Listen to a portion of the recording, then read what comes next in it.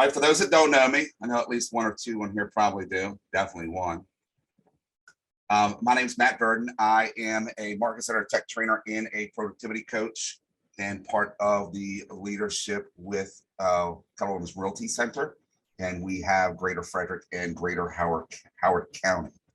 Been in the business for 8 years, with Keller Williams for 4. And Ignite's my jam, I think I'd say. I've taught this thing so many times. So I'm not even going to use the slides.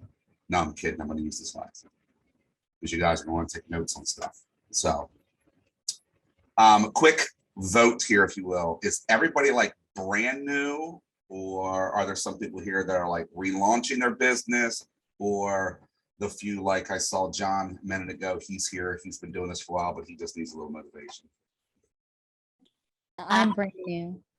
Brand new. Brand new. Started in March. Okay. I'm a relaunch, but after many years. I was in it for 8 to 10 years. Welcome back to the game. Thank you. I'm new. About a month and a half, a month and 3 weeks, something like that. All right. All right. I'm new as well. I'm My brand name is new. Jennifer Andrews. I'm from Keller Williams Preferred Property in Largo, Maryland. I've been here for about 3 to 4 weeks now too. Oh, KWPP. All right. Out here. Who's the furthest person north in the region? Who's north of Baltimore? Anybody? Me, I'm in Westminster. It's not north, that's west, but we'll work with that. Yeah. Anybody up in Hartford? Anybody further up? North side of Baltimore, anything? Legacy people? So KPP is our furthest south. Anybody from Three Bridges? Or Annapolis? I'm Parkville, if that counts north. What'd you say, John? North where? Parkville. On the other I mean, side. I'm looking at Towson and Legacy. All right. Very good. And just, you know, I'm in Frederick, so I'm actually further west than Westminster. I'm not judging, I'm just claiming my title is west. So, well, hold on. We got any Hagerstown people in here at all? Because that's our furthest west, I should say. All right. All right, ladies and gentlemen, we ready to just jump in and get things going? Grab this.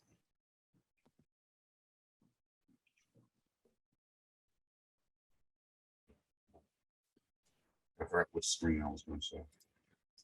So FYI, just so you know, I have 2 monitors, one very large one, and then another one. So if you see me looking off to one side, that means one of 2 things. I need to look at another screen, or the dogs are under my feet and I'm about ready to step on one or fall over. So with that said, we are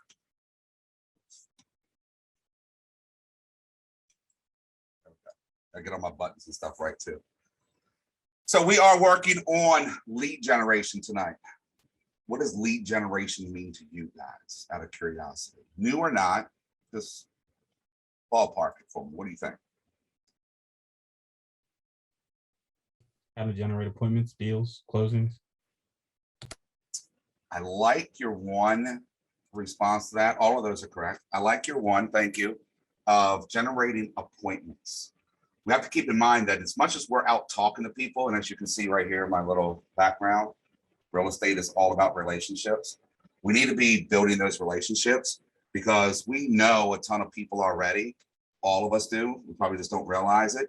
And they know us. Some of them or most of them may like you. And very few probably trust you to do business with you. So the goal is to focus on those relationships, to convert and build those relationships so that we actually have those businesses and get those appointments. So anyone else got to take on what it is besides what I just gave you all the clues? What kind of people are we lead generating for? Qualified leads, people that we know that are in the market and qualified leads.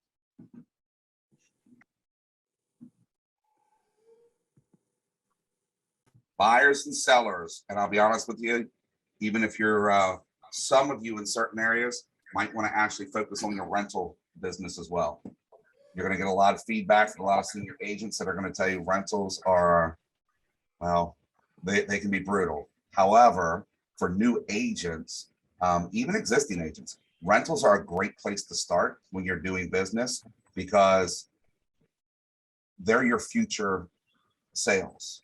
If you've got somebody that wants to own a home and they're just not in a position to do so, it's an opportunity for you to be able to get them into the rental property they want and they need so that they can, oh, I just noticed somebody from Easton. That's good. I'll take that. 2 from Easton. All right. So those are your future business. So don't leave those people out. All right. So we'll focus over here on our slide right now. What successful agents do every day. I'm sure you guys saw this last night. You're going to grow your business, growing your business with lead generation for buyers and sellers. You're going to make listing appointments to get listing agreements. I don't agree with the last part of this because it says get listings, but you're going to make buyer presentations and get listings. You're going to get buyer agreements, not a listing. You're going to get a buyer agreement, and you're going to preview real estate. And I'm going to talk quite a bit about that probably. The next thing we're going to do is you're going to be running your business every day because you're going to need to market your seller listings. You're going to show buyers houses. You're going to negotiate contracts. You're going to deal with your transaction management. You're going to have to manage your vendors. How many people who are new to the business or relaunching the business, how many of you started to build vendor relationships? And what would a vendor be? Leslie's in there like me. She won't say nothing, but she'll win. So who's built, what kind of vendors are you talking to and you're building relationships with? Contractors, plumbers. Chris on here is saying lawyers, dude. What are you doing with those lawyers? Yeah, divorce attorney. I have about 10 in my network in my pipeline now that I'm meeting with. You have 10 divorce attorneys in your pipeline. Yes, I'm a brand new agent, but my job previous to this, I marketed to about 300 attorneys, a lot of personal injury work comp, but I've just kind of reached out to my current sphere and asked them for recommendations. And I sat with a divorce attorney that worked with a realtor and asked him what he looked for in a realtor. So I'm kind of building my own business from there. I have a meeting in 2 weeks with a brand new attorney from a referral with one of my mentors in Westminster. Wow. Ladies and gentlemen, if you weren't paying attention, you should have been, because that is a great lead lever and a great business to get behind, is to work with divorce attorneys. It's a sad situation, yet it's an amazing business possibility. So congratulations.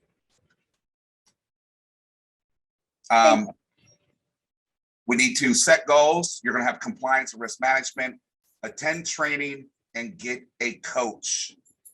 Number 8 on this list is also a personal pet peeve, if you will. Attend trainings. Be engaged with your market centers as much as you possibly can. This is something that I emphasize on greatly, because the more you're around your market center and the more you're engaged with your market center, you'd be surprised at how much you're going to learn by attending classes compared to how much you're going to learn by building the relationships with the other agents in your office. KW culture is nothing more. See what I said? KW culture is nothing more than relationships. It is the basis of our culture and how we work with one another.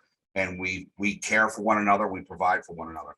I promise you, there's not an agent, no matter how successful or how brand new they are, that if you're in your market center and you're engaged with them, that if you have a question, you come across a problem or whatever the case may be, they are going to be there to help you and talk to you. Yet they're not going to be able to do that if you're not engaged with your market center and actually learning what needs to be learned and building those relationships. So keep that in mind. All right. Tonight, we're talking about growing your business, and our main focus is lead generation for buyers and sellers. What kind of lead generation do you think you need to do or you could do?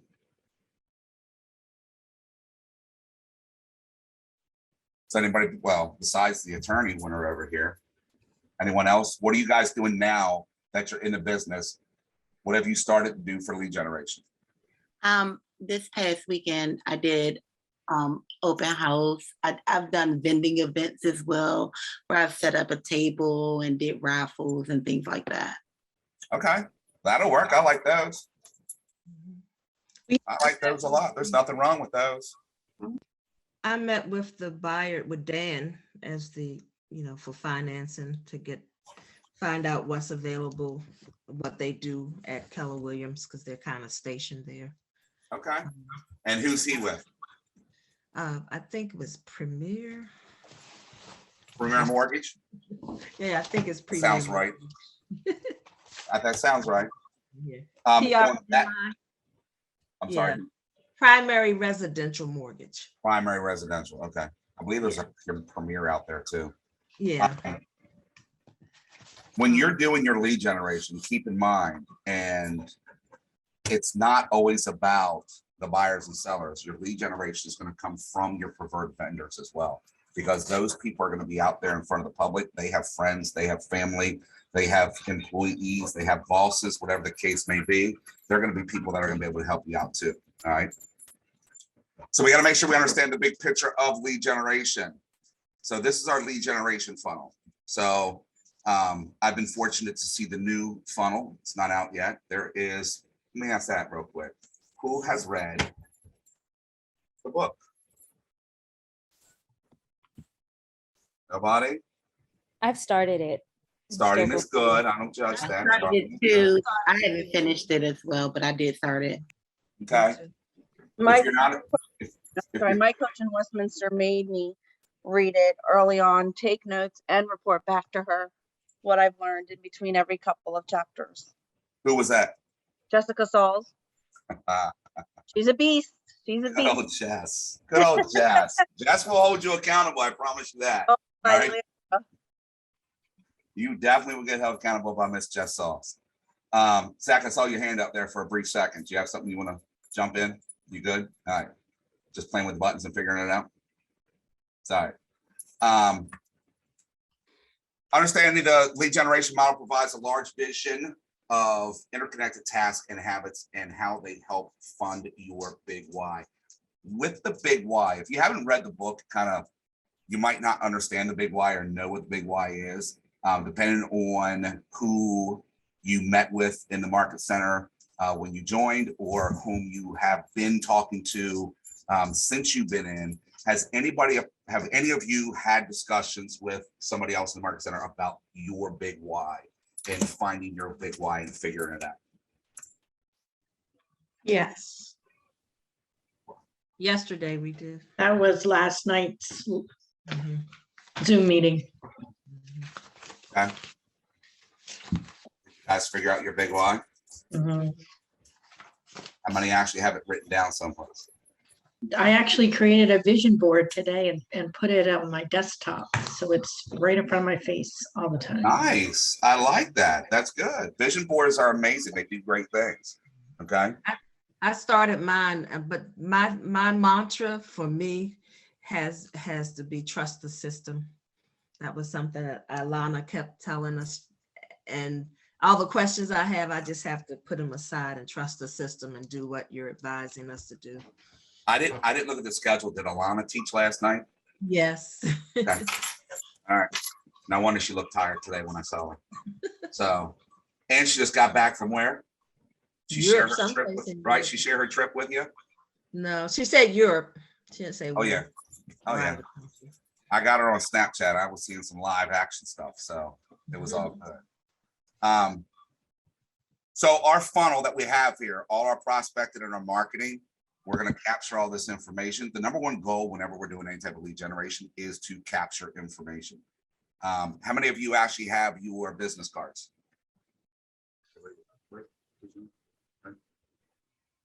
How many of you giving out business cards?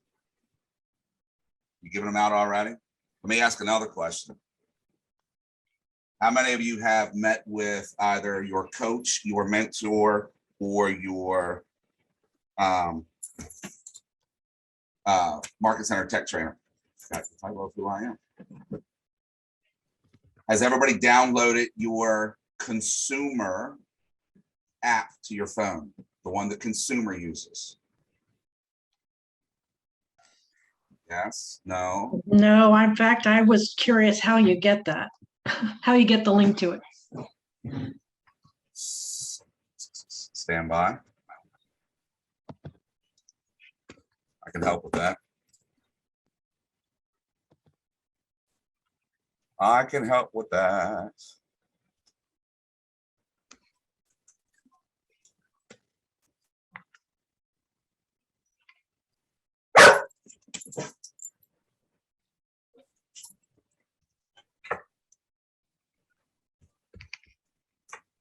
So, how many people in here have an Android? I do. Fine, I'll put this up for you too then. That's Oh, fine. wow. So these, if you guys see my screen right now, these are all the apps that you should have in your life, to be honest with you. So here is the link to the consumer app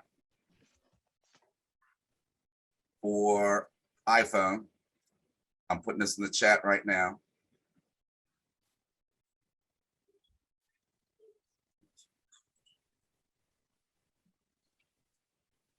Here is your link to the consumer app for Androids. You guys have your Command Mobile apps as well, because this is how you're going to help run your business and manage your database. I promise you, there's a couple of you in here that I know should have it already. So here is your link to Command Mobile for iPhone. And here is your link for your Androids. So the reason why I ask this question is because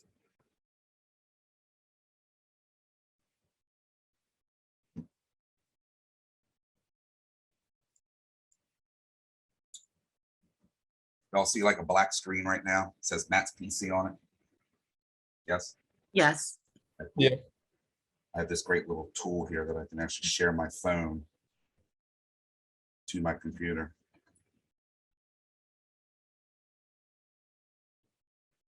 Perfect. This consumer app is your best friend. So when I'm talking about lead generation, I'm talking about business cards. Keep giving out your business cards. There is nothing wrong with giving out business cards. How many of you have received a business card from somebody at some point in your life? I hope everybody, right? Leslie, what'd you do with that business card when you got it? I put it somewhere and probably lost it. All right. Now, it is our job to actually capture information. I just saw your hand go down. I just caught you up in the corner. Do you have a question? Okay. So I was just catching your hand up in there. So, unlock my phone. So this consumer app is for nobody but the consumer. I'm going to go heavy tech on you guys because that's what I do. Okay. The consumer app is for the consumer. It is not for you to use. With that said, every one of you, as you build your database inside of the command platform, should have at least 1 or 2 false accounts, test accounts. I personally have both my dogs, and I use 2 of my other emails, and I use 2 fake phone numbers. Actually, they're not fake. They're the 2 phone numbers that were in my house when I grew up in all those many, many years ago. So I just have them in my database and I use them. So in this particular situation, you look up there, you see Tucker James at the top. That's the chocolate lab. I don't use the yellow one too much because she's annoying. That's the one you heard barking. The reason I'm in here is twofold. One, I want to know what the consumer is experiencing when they're using the app so that I can help them and show them and share with them and encourage them to use it. Secondary to that, down in the bottom right-hand corner where it says more on this app, that's how I got to the screen I'm on right now. And if I scroll in this app, you're going to see right there, about 3/4 of the way down, it says share my app. If I click on share my app, I can now share my app just like anything else from your phone. I can do it by email. I can do it by text message. I can put it on social media. I can do whatever I want with it. If I choose a text message, there is a pre-formulated message inside of that box up there. Okay. There it is. Now it's coming from me, but I can change this if I want to. It's editable. I can delete it and I can change it. The reason why I bring this up is I've had a lot of success coaching agents on this right now, to where instead of sharing their, we're going to probably come back to that later. Instead of sharing their business cards, they will share their mobile app. And the dialogue for that is basically, because here's the thing, if I'm talking to somebody, and again, you all have experienced this, when you're running your business and you're talking to people about real estate, keep in mind, you have been approached by somebody in all of your years of life or your little years of life by somebody doing sales. And typically, when we don't want to be in that conversation, what do we say to somebody? I'm all out of business cards. Well, not us, but I'm saying if I'm being approached and I don't want to be in the conversation, I typically tell somebody, do you have a card? I'll call you, right? And as Leslie, as you shared, you have no idea where that card went to at all. Just none. Zero, right? So instead of doing that, hey, I don't have any cards on me right now. I do have my mobile app. Can I text it to you? It has all my contact information. Then you get their number too. You can put it in your database. There you go. Vanessa, I see your hand up. Yeah, I was going to ask you, now that you're talking a bit about business cards and such, what about the electronic business cards? Like the dot is one and green dot, where you kind of like will touch your metal card to an Android or an iPhone, it'll automatically download that information. So there's nothing wrong with those either. So there are a few. There is one that you can get through Keller Williams if you want to. Let me do this for you guys real quick. I will share this with you. If you go into Command, we have this wonderful, I don't want to get too sidetracked here, but that's a good question. There's a wonderful app or another, there's a feature inside of Command. It's called Marketplace. It's the little carnival tent at the top. This is where all our third-party vendors are for the stuff that we want to do. And I believe for $40, you get that NFC and a QR code on a business card. And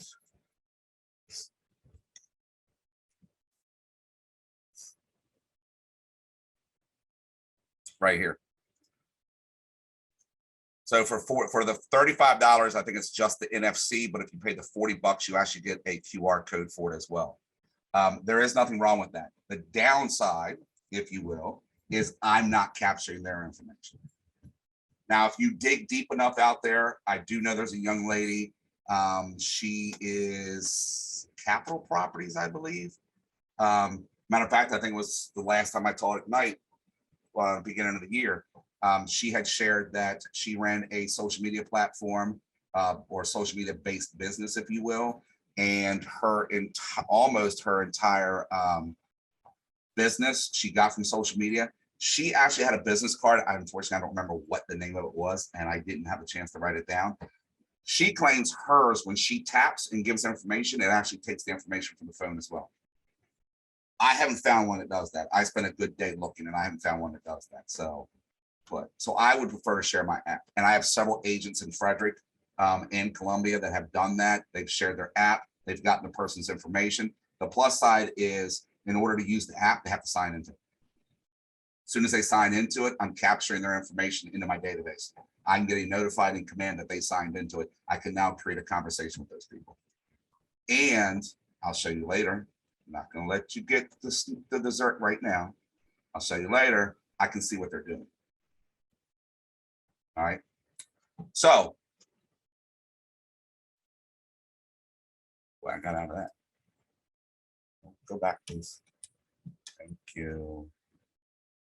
So our goal is to prospect and market and capture our leads. When we capture our leads, we need to do what with those leads? Do we know? Enter Put them into your command. Enter to Command. All right. I'm very excited to hear you all as a tech trader. There's one more important thing we have to do with those leads after we put inside. Put them on a smart plan or make an opportunity for them. You know what? This group is amazing because they're using command and they're talking command, and that excites me. You understand, as a tech trainer, that's awesome. Yes, yes, and yes. Okay. The bigger picture of that, those are tasks within the bigger picture. The bigger picture of what we have to do is follow up. Follow up. Right? So it doesn't matter where we get our leads from. It does matter if we put them in our database or not, right? It's what we do with them after we get them and once we have them in the database. That's the big factor. And they cannot be, oh, I called them, once and they didn't answer the phone and I moved on. It is a continuous weekly aspect behind it. Okay. You cannot let that go. Your entire life, basically, in your business is never stop, particularly with the lead generation and with the follow-up. Now, here's a funny thing. When I say lead generation, what do you think about with that? Like, what's the first thing that comes to your mind? What kind of lead generation do you think I'm talking about? Meeting people, Okay. talking to them, starting that initial conversation, Okay. finding what value you can bring to them, asking them about themselves. Everyone loves talking about themselves. Relationship building, ask questions and have them talk about themselves. You're absolutely correct. People love to talk about themselves. Is there anybody here that doesn't like to talk about themselves? I only got a couple cameras on and nobody's raising their hand. So see, everybody likes to talk about themselves. And nobody said no. You don't like to talk about yourself? Yes, you do. Look at that smile on his face. He's like, yeah, I do. No, I do. All right. I forgot what I was going to say about that now. Totally just drew a blank. Just let somebody in the room and recognize the name and just totally drew a blank. That's like the 5th time today. And forgive me, I've been teaching all day as well as I move into the evening. So our stuff in our lead generation is prospecting based and marketing enhanced. What does that mean to you? Oh, I remember what I was going to say now, so that just helped. What do you think marketing? John Marshall says, me, I'm super humble. If you don't like, this isn't what I was going to say, but I'm going to go back and say it. If you don't like talking about yourself, then you should be able to do amazing in this business because you're going to want to ask questions of everybody else and learn about them. And they're going to share with you and they're going to think you're the greatest person in the world because you let them talk about themselves. So prospecting based marketing enhanced. What do you think that means? There is no wrong answer because you may or may not know.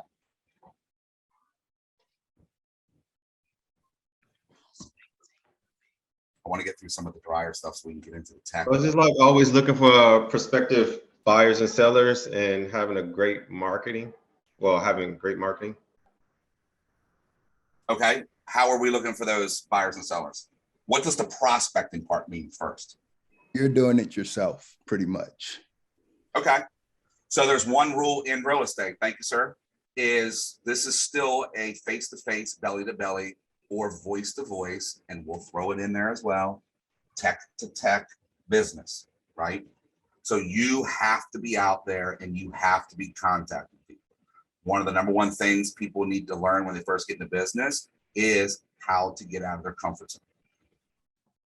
How many people, let me ask this real quick. How many people on here are doing real estate full-time as of today?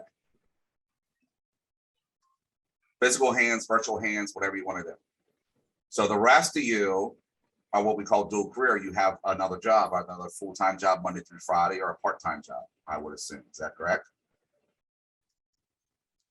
Yes, that is correct. Those of you that are full-time now, I'm sure you've had some other job as well, right? How long did it take you, and you folks that are currently still working, how long did it take you to talk to and meet and become social with the people in your work environment? Now, let's 3 years. Jeez. I wasn't expecting 3 years, but okay. Is that what you said was 3 years? A couple weeks. Right? Because you want to fit in. You want to fit in. You want people to know you. You want people to start to like you and things like that. So, oh, Leslie, one day, I'm sorry. I thought I heard somebody say 3 years. I wouldn't have lasted long on a job if I had to wait 3 years to talk to somebody because I just don't stop talking. So the The sooner you get in that zone of making those, of building that like that, the better it's going to be for you, to be honest with you. So the prospecting is actually out there physically doing. The marketing enhanced part is the marketing part, right? Your prospecting is your, what we would call your active lead generation. In other words, you are actively doing something. Your marketing is what we call passive. So it's just something out there, your social post, your newsletter that you send out every month, your birthday cards you send out, right? Your smart plans. Thank you for the people that mentioned smart plans. Your smart plans, they're just running in the background just to be in front of mind, and you're hoping and planning that they're going to remember you because of those, and then they're going to call you when they're ready to do business. The prospecting is you actually out there doing it, making the phone calls, boots to the ground, knocking on doors, you know, politician, kissing babies and shaking hands, or shaking babies and kissing hands, whichever way you want to do it, you know. There it is right there. And if you look, the marketing over here, right, is the money intense, passive, long-term results. So where your prospecting is the time, it's proactive, and it's immediate results. Your open houses immediate result. It's passive yet active. It would be one of those combination ones, if you will, because you're there, yet you have to hope people show up to the open house. Yet if you're running a 5, 6, or 7 level open house, guess what? You're marketing that open house enough that people are going to know about it and they're going to show up. And that's what we want. Now, once they're there, that's when the prospecting begins. That's when we're going to start having those conversations and talking to those people and figuring out what we're going to do and how we can help them. Once they leave, we're going back to a passive, because most likely it's going to be a smart plan. Now, again, it can be a mixed passive and active, because that follow-up should include phone calls, not just emails or text messages. You need to be more aggressive about it, to be honest with you. So, remember, all right, we're going to jump into that in a second. Before I change slides on you, is prospecting or lead generation only external? And in other words, you need to be out someplace doing it, physically or virtually. People do cold calling all the time. Okay, so that's prospecting. That's virtual, right? I'm doing something. I'm taking some type of action to go out there and do it, right? Is there another way that we can lead generate that doesn't involve cold calling? Host events, happy hours, go to a bar and just start randomly talking to people. You said you do that all the time? I do that already enough. Yeah. Like the other person said, different events in your community, be involved in your community, your local social services, because you would think you're targeting people that are on social services, but you don't realize how many people work in those buildings and they can connect you. So just kind of talking to everyone. I'm a talker, clearly you can see that. So I had not noticed at all, didn't even cross my mind. So let me ask this.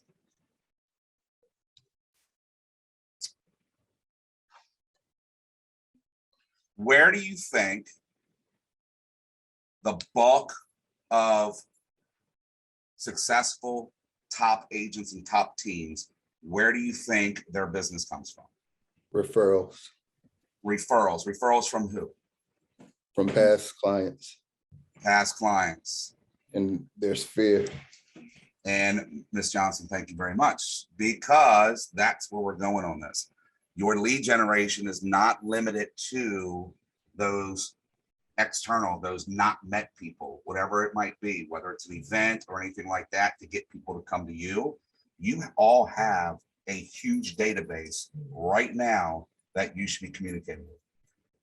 We've done 2 agent panels in my market center in the past 2 weeks in our team meetings. We did our 2 top listing agents, and we did our 2 top buyer agents with the most listings taken and the most buyers under contract and sold. And all 4 of them their top results for their business is their database. It's their SOI, their sphere of influence from them. Now that sphere, remember, isn't just my mom, my dad, my uncle, my brother, my past college friends, and all that stuff. It's also my past clients because I have already done business with them. So they're people I've already met. So now I'm communicating with them. And guess what I get from all of that? I get referrals. Knows where the referrals come from. They all said probably 80 to 90% of their business came from their SOI. A very limited, I believe, actually, I take it back. Brett had 17 buyers, I think it was the 1 month, 17 or 23. I don't remember off the top of my head. And it was 23. 22 of those transactions for the buy side came from his SOI. Only one came from an outside source. So for those of you that want business here, now, today, talk to the people you already know. They already know you. They already like you, right? So get them to trust you. Most of them probably already trust you. They just don't know you're in real estate, right? We're not communicating it enough. And that's the key. If you want to be successful today and start earning your money today, talk to your database, okay? Now, with that said, and it's funny because I've been talking about this a lot this week in my boot camp that I'm running. How many databases do you have?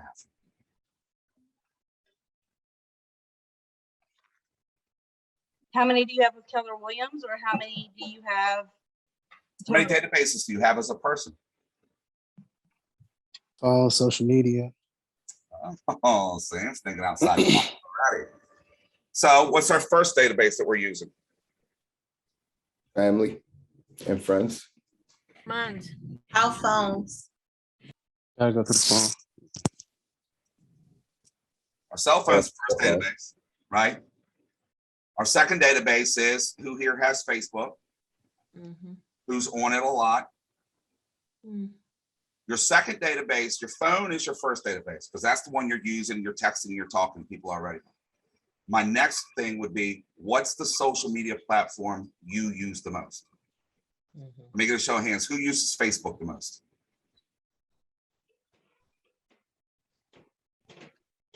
Let's do this. I'm feeling spunky. Like I remember how to do this. Oh, I can't do it because it's not my account. Oh, actually, wait a minute. Maybe I can right here. Oh, I can't. Nope, I can't. All right. I was actually going to do a little poll on here, but it won't let me do the poll because it's not my account that I'm logged into. Unless it's right here. Nope. Double check. All right. So everyone uses Facebook. How many people are using the old IG? The old Instagram? Come on, ladies. I know you all got that Instagram going on all day long. All right. How many of you are, I'm going to provide you something. I see a YouTube on there. Okay. So Leslie, you're a YouTuber first, then Facebook. Hold on. How do you go YouTube, Facebook, TikTok? Shouldn't it be TikTok, YouTube? Because all your TikToks are going to YouTube. You're doing that backwards. Does it work? How many followers you got? Might be doing it backwards. I just like you TV. Okay. So we got IG. We're going to hit it. Who has TikTok? Don't lie. Who's lost hours of their day? Come on now. Thank you. Don't leave me hanging. All right. From TikTok, but I don't do much. So guess what? Y'all want to do some lead generations? Told you I don't need the slides. Y'all want to talk lead generation? We can talk lead generation. All right. Who's got Snapchat? Yes, you can lead generate from Snapchat. Here's the reason why I asked about all those social medias. Okay. Nextdoor app, neighborhood apps, those work too. So here's the reason why I asked. How many of those people do you have on Facebook? Right? Out of all the people you have on Facebook, how many of them are in your phone right now? You can pick the phone up and call them. Like half. That's impressive. How many of the rest of you say you got half? So wait, if you got half, how many friends, how many people do you have on Facebook? He's gonna go Like look. 600, 700. So you got about 300 people that you have on Facebook that are actually in your phone. You can pick up and call them. Mhm. You should have 8 houses sold in the next 3 months. John, tell me I'm wrong. I see you just pop back on camera. He's got 300 people from 600 people on Facebook in his database. So real quick, and give you guys, I'm going to use John a little bit. He knows it's going to happen. All right. So I used to coach John. I still kind of coach him. He still calls me, and we have a standing Friday accountability call that we have every Friday. So we do a lot of talking around this stuff. So if I've got 600 people on Facebook and I have 300 of them that I could pick the phone up right now and call and talk to, how many deals should I possibly get out of those 300 people? You should get actually 18. I was being nice when I said 8. There is a math formula for it, folks. There really is. So there's a fallout on it. And as long as you're communicating to them regularly and consistently and systematically, you are going to get business. So John just said, I gave you 8. I wasn't going to push it. Now we're going to give you 18. So he's going to do 18 transactions. Now that's not in the next 3 months, but 300 people you should be able to get 18 transactions out of. Probably in the next 6 to 8 months, in my opinion, if you do it correctly. All right. If you do it correctly. Debbie, I see you got 10% or less. So you have, how many people do you have on Facebook with that 10% number? Do you think? Probably a 300 maybe. So she's got about 300 people, and she's probably got about 20 of them that she can actually pick the phone up and talk to. Right? Right. So what we hear here, what are we hearing? Zach has the potential to talk to 300 people and get 18 transactions. Is that what everybody heard? Did you hear anything different in that conversation?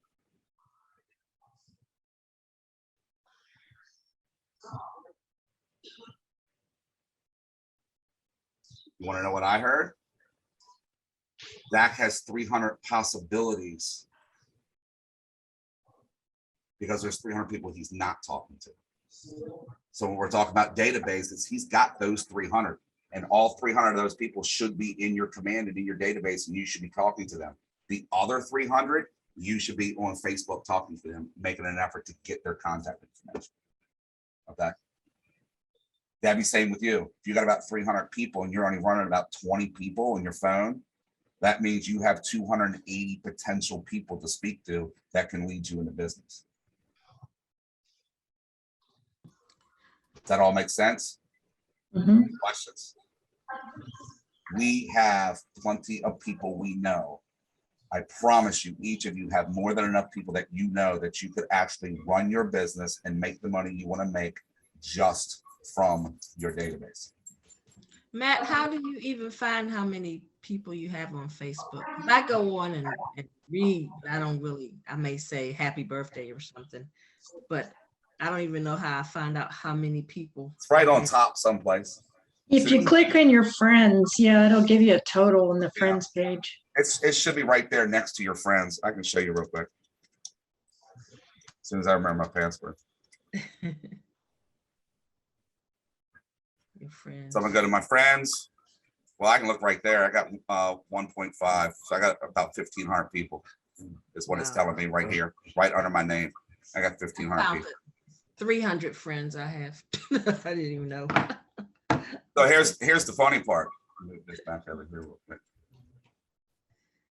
My command. I have 1,500 roughly.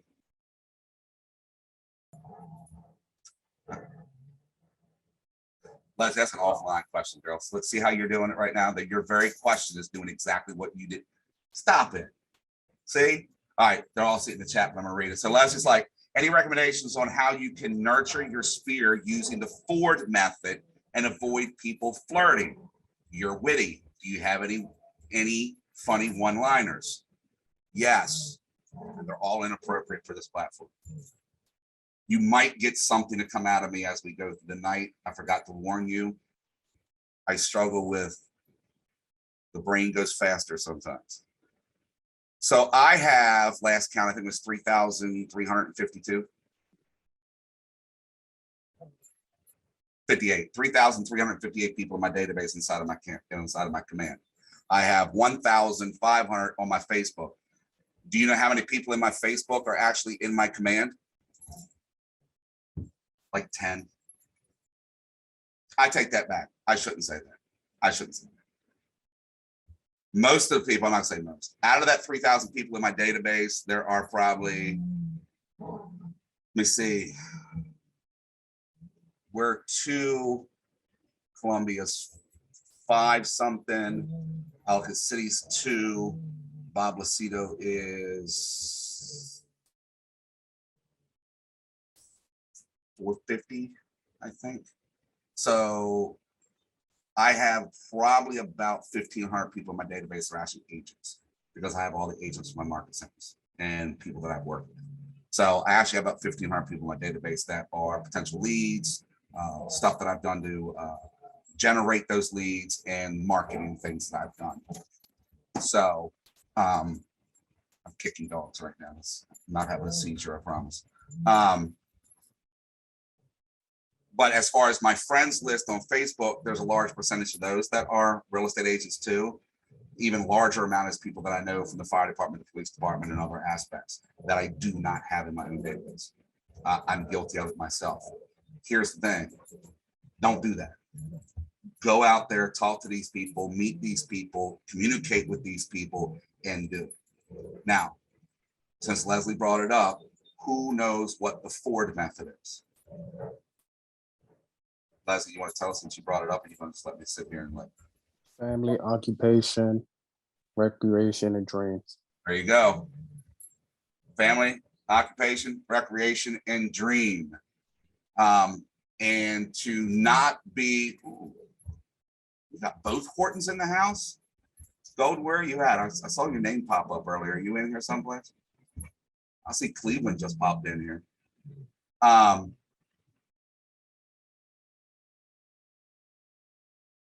Funny one-liners. I don't have one for it. I got a story for you. You need, not even a story, just a suggestion. You got to turn it off. You got to find a way to have that conversation and hopefully not come out or come across as you are, as if you are opening yourself up. So just have the conversation. If somebody gets flirty back with you, then shut them down. The number one way to do that nurturing of people and not have that personal issues come up like that is set the groundwork in the beginning. Right in the beginning, I pick the phone up, you answer it. We know each other, and you're like, I'm like, hey, Leslie, it's Matt. Look, I have a business call that I'm making to you right now, and I want to share some business information with you. Because hopefully you're setting that expectation that this is a business related matter. I'm not calling to say, hey, let's go get dinner, or no, we're not doing any of that. This is a business matter. And then you're going to talk to them. And when you start the conversations like that in the beginning, when it comes to sharing that you're in this real estate business now, then in the future, and if you do it enough, in the future, when you call, they're not sure what you're calling for.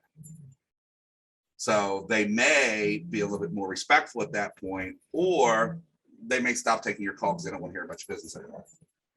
Just put it out there, right? So text them instead. It is a great question. I've never had anybody ask that question before. So, I mean, I don't have that problem, so I wouldn't know to ask that question. Does that count as a one-liner? All right. Moving on. Where I leave us off at, right here. So your database, which is what we're going to talk about, your database is your life. What you do with it, how you control it, and how you nurture it is going to decide what you do and where you go in your business. Everything in this business is dependent upon you and you alone.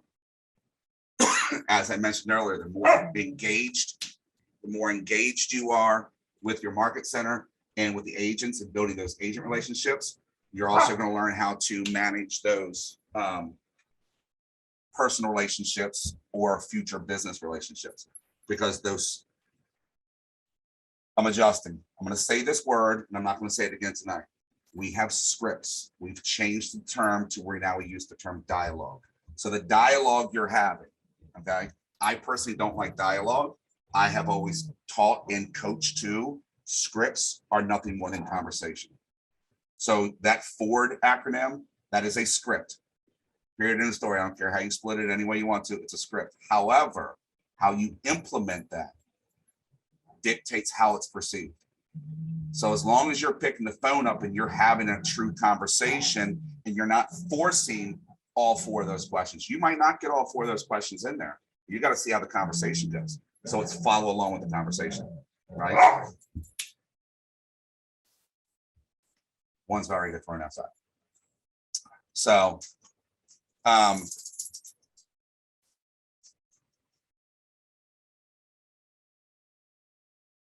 leads have valid contact information, and you can have a one-way conversation where you are seeking permission. Contacts, you have valid contact information, and you have received permission to have two-way conversations. This is a very key thing for you to focus on, because leads are just that. The contact, they become contacts when you can have that two-way conversation. So all those smart plans, all those times that we reach out, all those times we have those conversations, it's in an effort to get more information from them, right? This is why I like sharing the mobile app, because it's a way to get contact information so that I can then move on and have other conversations. Now, with that said, I want to roll through something real quick because I don't see it in here.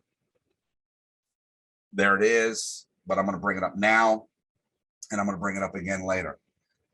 Please, please, please, please. Telephone Consumer Protection Act. Does everybody know what that is? Have you heard of it? Do not call anybody if you do not have permission to call them, okay? The workarounds are just that. If I give them my mobile app and they give me their phone number for me to share it with them, that's permission. If they then sign into my mobile app and give me their phone number again, there's permission, okay? If you are running an open house, my suggestion for you on that, whatever you're using for registration, have some type of one-liner on there. Don't make it like font 6 where they can't read it. They need a magnifying glass. Make it obvious where it says, by providing your information, you give permission for your name to contact you about real estate. Just as a backup, okay? You can be fined even if somebody's phone number is not registered with the do not call registry. You got to do certain things for that to happen, as far as I know. Yet anybody can file a complaint about anything. It's the society we live in, right? So just make sure you're protecting yourself on that aspect. Any questions? I'm going to take a deep breath. Questions, comments, concerns? Anybody learn anything yet that they want to share?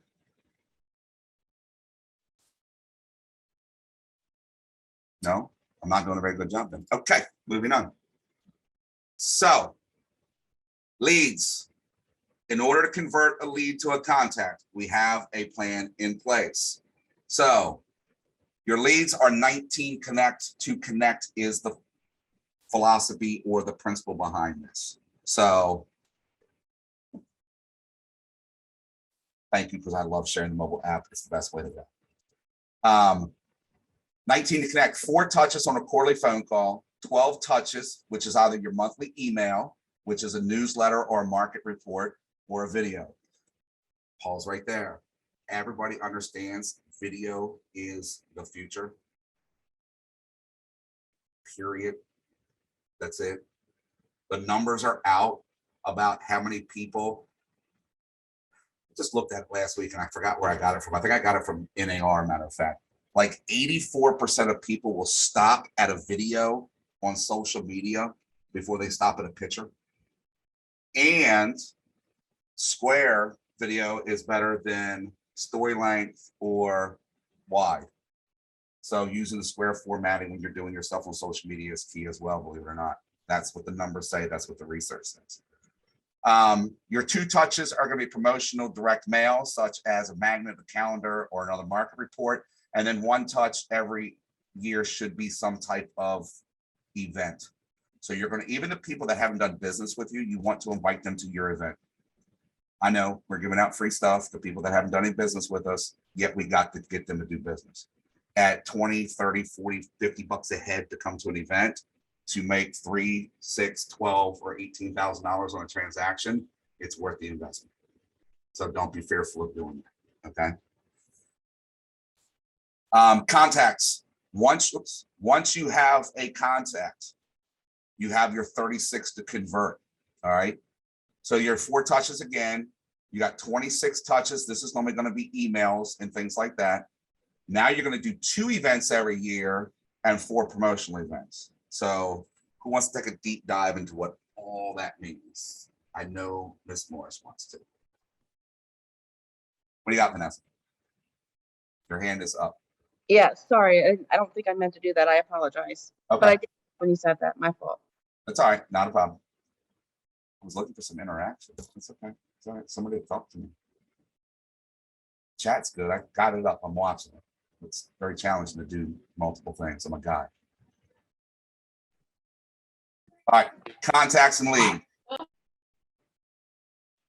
The difference, once again, between contacts and leads. The difference between them is a lead. A lead, you have valid contact information and can have a one-way conversation where you are seeking permission to have a 2-way conversation. So in other words, I'm making phone calls, they're not answering. I'm sending text messages, they're not answering. I'm sending emails, they're not answering. I'm mailing note cards to their house, they're not answering. I'm knocking on the door, they're hiding behind the chest of drawers because they don't want anybody to know they're home, and they're not talking to me. That's basically what a lead is. The contact is once we actually start the dialogue with them. They actually pick up the phone and they're like, hey, Matt, what's going on? And I'm like, hey, did you know? And I can share information with them. And now we're having a conversation, which then is going to lead into a business transaction at some point. Is that helpful? More clarity on that. So let's get back into the 19 to connect and the 36 to convert. Your 19 connect are your leads. These are people that we don't have full-blown relationships with, and we want to connect with them. In my opinion, this formula, 4 touches that are quarterly phone calls, 12 touches by email, 2 touches by promotional items, and 1 touch by an annual event is amazing. And you don't have to do it exactly that way. Here's the fun thing. Here's the fun thing about lead generation.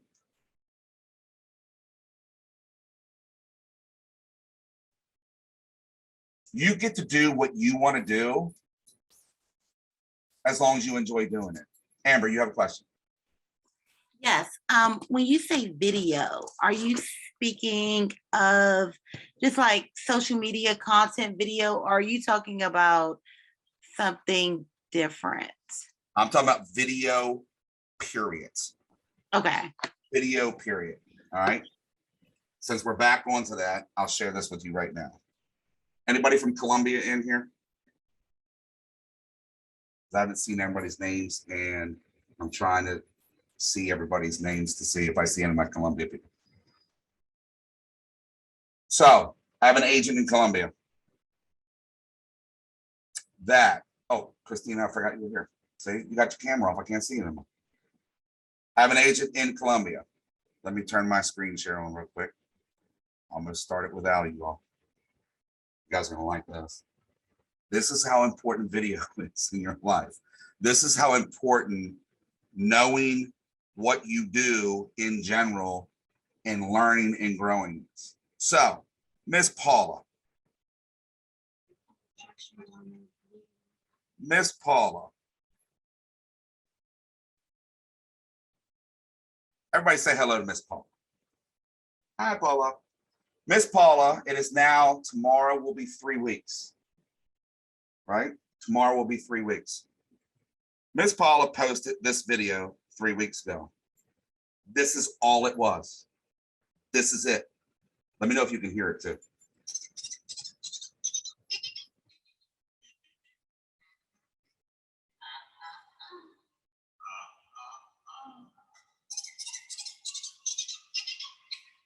That's all it was. That's it. Y'all see anything special in it? Like really cool, really awesome? Anything special about that TikTok? It's okay, you can say no, because I don't think there was a lot special about it either. However, guess what? TikTok did. So at the time she did this on a Thursday 3 weeks ago. The following Tuesday, I was in the Columbia office and we were talking about this. That Friday, so it would have been literally a week after she did it, I have a group that I meet with every Friday for tech stuff, and she's in my group this quarter. And when we got done our stuff, I shared about this because I thought this was an amazing thing. She told everybody in my group, and there's only about 6 or 8 of us that meet every Friday. She said she put her TikTok in there. By the way, if you want to follow her, get her TikTok, I'll share it with you. And she said, would you all follow me? I'm trying to get to 10,000 followers. Now, at the time she asked us to do that, she thought she was at 6,000. Before I let my Zoom group go, and after she said that, I said, Paula, you're at 10.6 thousand followers right now. Why do you need us to follow you? So I want to share with you right now, she is now at 17.7 thousand followers. She's gone from 6,000 to 17,000, and it all started with that one video. Here's the other part.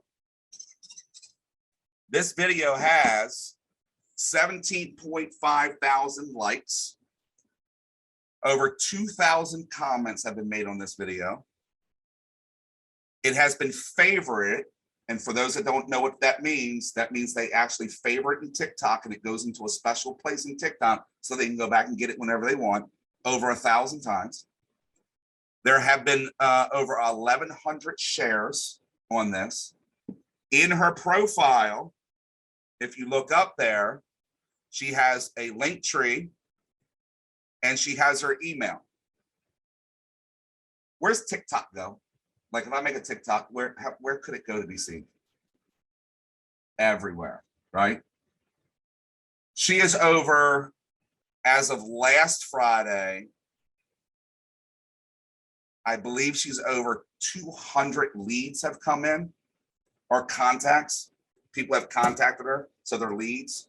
So we developed, there's the, as I said, the chocolate's the good one. The yellow one's the one I gotta yell at all the time. Yes, she's still a puppy, but she is a royal pain. We had to develop, because she was answering every email individually. So I had to work with her real quick.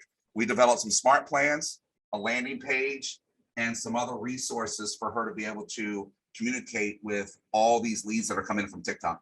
And I believe last Friday she was over 200. Does anybody know what Calendly is? Calendly is an app where you can just put a link out there and people have access to your calendar and they can schedule time with you. So I had her set that up.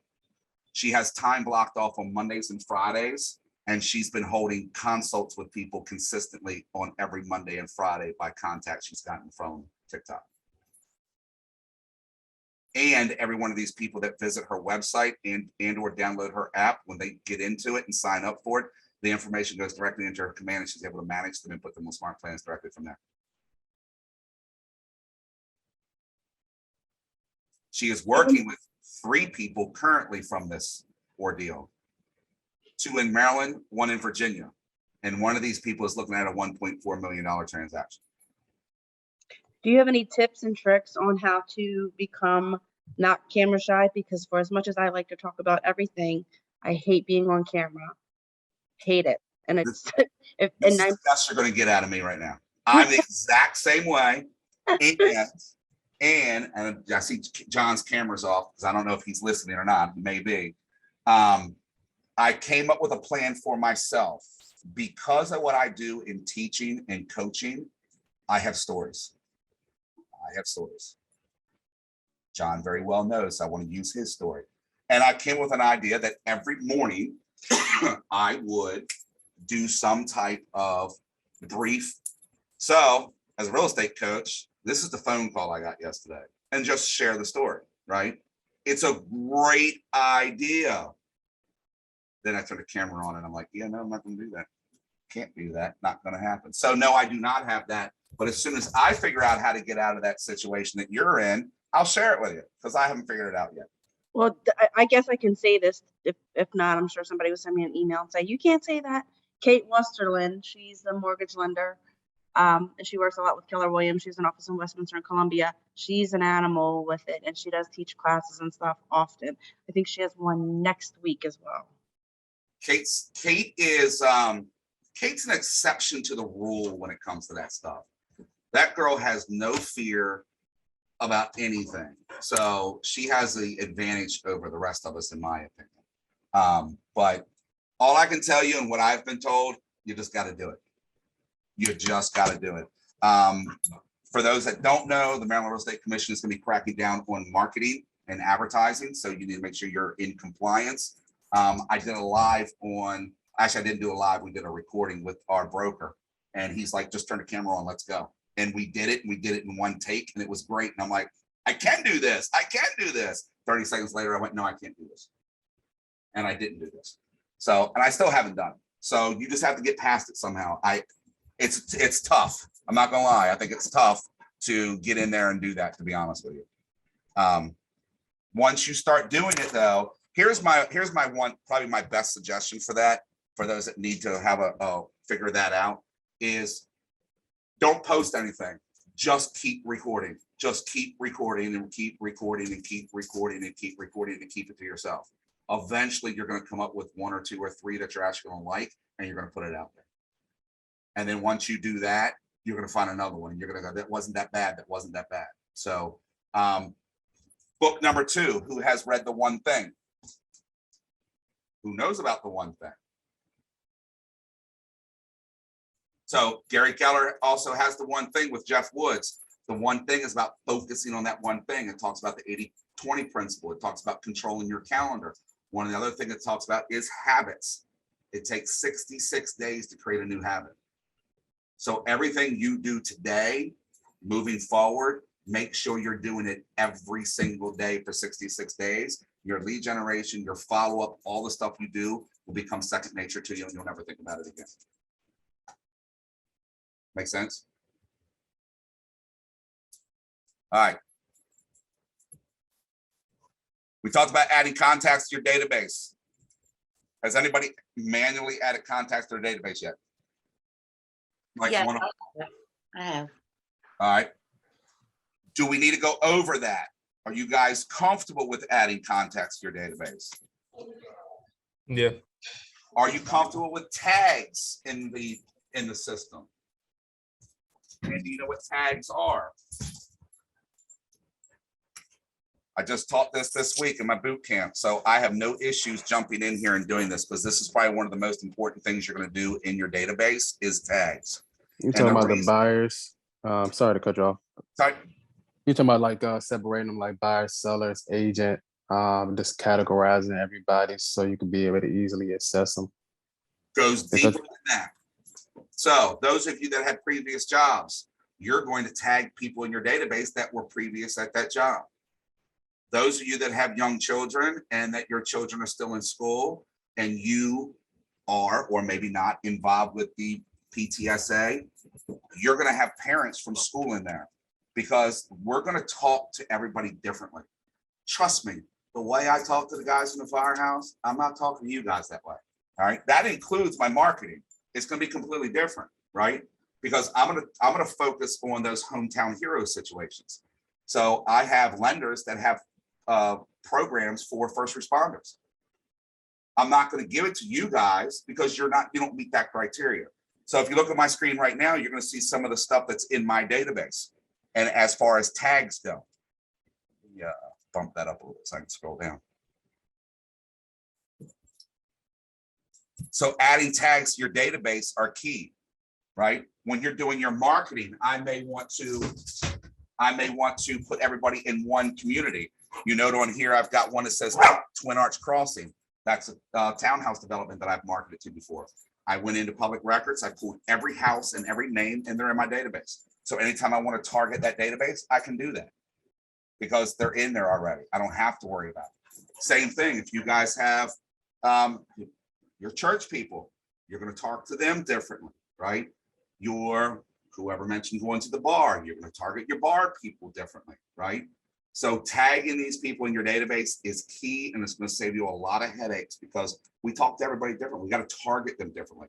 They all don't want the same information. I have a little place down in Virginia. It's not that little anymore, but my parents retired. They live down there. We got a little bar on the beach down there, and Thursday nights is biker night. And guess what? I was down there in the wintertime, and they all came in there, and I think I had 5 different biker gangs in there, and I'm standing there with a drink in my hand going, how do I break into them? How do I walk up to them and talk real estate to them? Because the funny thing is, right, we all have that rule about not judging a book by its cover, right? How many of them are the mechanic, the lawyer, the doctor, whatever? They all have a place to live, right? Shoot, maybe they need a building for a bicycle club. I can do some commercial stuff. What do I care? How do I talk to them? And if I had gotten information, I didn't do it because I wasn't in the right frame of mind. And there was an enforcer on the property. He was walking around talking to everybody. He actually kind of scared me. So I didn't do it. But there's that. All right. Vanessa, I'm going to let Debbie go first because you're the talker. She's not. Okay. So Debbie, what you got? Yeah, so I just have a question because it looks like you have like multiple tags on people. I do. You could, so I haven't figured out how to do that yet. I did tag people. I even created a custom tag or 2, but I don't know, like, because it would be nice to be able to say this is church and this is, some, Wine club, the book club, whatever. Right. Yeah. So real quick, Vanessa, what do you got? And then I'm going to jump into tags real quick because these are key. I just kind of had that similar question. So you were talking about adding people to your network. I have probably business of people that I've met through different events that I've had over the course of the last 7 years. They probably aren't going to remember me because they may have came to a party that I had or something. So how do you tag them in there? Do you just put them? Yeah, that's kind of what I'm struggling with. I feel like I'm overwhelmed because I have so much. All right. Don't be overwhelmed. I appreciate you being vulnerable about that. And I'm going to show you the easy way to do it. First and foremost, everything and anything you do in Command, the first thing you need to do is make sure your marketing profile is set. I'm going to touch on it only because I have to get close to it. So when you're inside of Command, you're going to go up to where your name is and you're going to go down to settings. Once you get down to settings,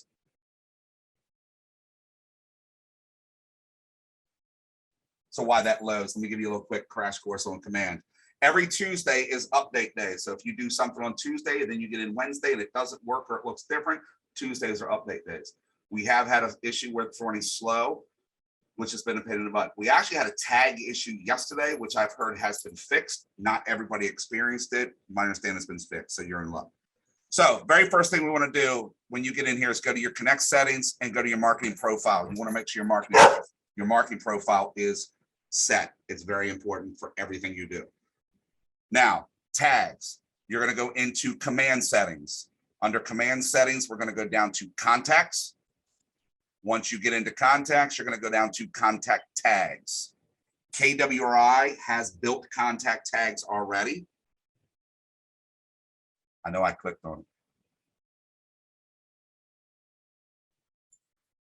Who has patience and who doesn't? My patient people, we're going to click once and we're going to wait. My inpatient people are going to click 15 times and you're going to make it worse. So don't do that. All right, maybe I didn't click on it. I just clicked again. So KWRI has tags they've made and you have the ability to make any tag you want as well. This is where you're going to pre-make your tags. Right up here on the right-hand side. Any command training you go to, if you are going to create something, if you're going to create a design, you're going to create a smart plan, you're going to create a contact, you're going to, whatever you're going to create, you're going to hear all the time. In the upper right-hand corner, all your create buttons are in the upper right-hand corner. Learn it, live it, know it. I'm going to go into create tag. And as you saw in our slide deck, well, that looks familiar, doesn't it? So right here, I'm going to go in and build a tag. And then I'm going to color code it. And I'm going to say create. And guess what? I just created my tag. And if I go in here and search for it, there it is. Now, Adding tags, super, super, super simple. And you can do them more than one at a time. And that's the overwhelming part you're probably talking about. So we're going to go back into our contacts.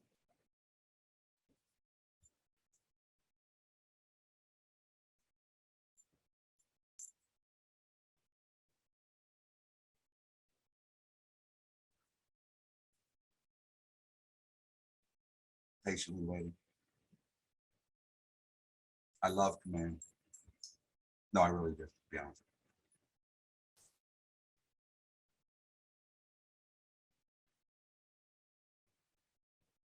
Zoom makes it run slower, to be honest with you. All right, so we're back in contacts. If you note over here on the right-hand side, let me put my little cursor up there. So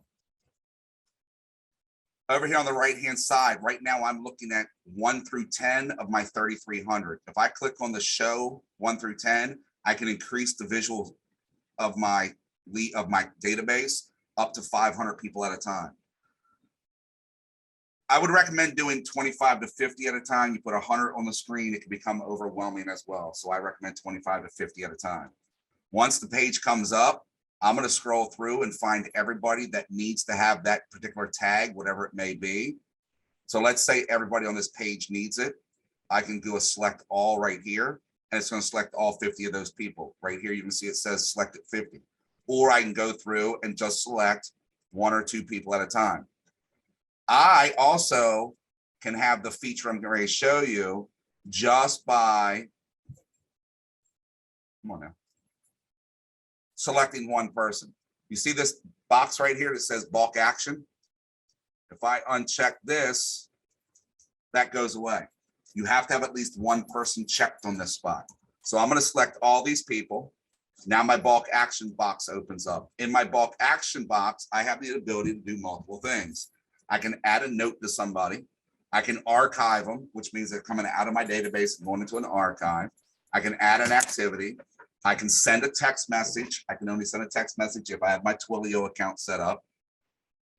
Right here, add tags. I'm going to click on add tags. I'm going to go in and I'm going to find my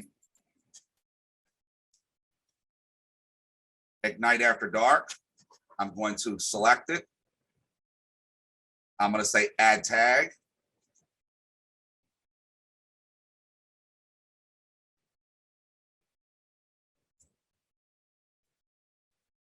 And guess what? Everybody just got that tag Ignite After Dark. Now, let's say I mess up and I put the tag on, I don't know, a half dozen people that weren't supposed to have it. Well, in this case, none of these people are supposed to have it. So I'm going to go back in and I'm going to select those people again. I'm going to go into my bulk action and I'm going to go down where it says remove tag. Now it's going to only show me the tags that are on those people, right? So I'm going to go down and find, here we go. I got 50 people with that tag. I'm going to highlight it. I'm going to check it off. I'm going to say remove selected.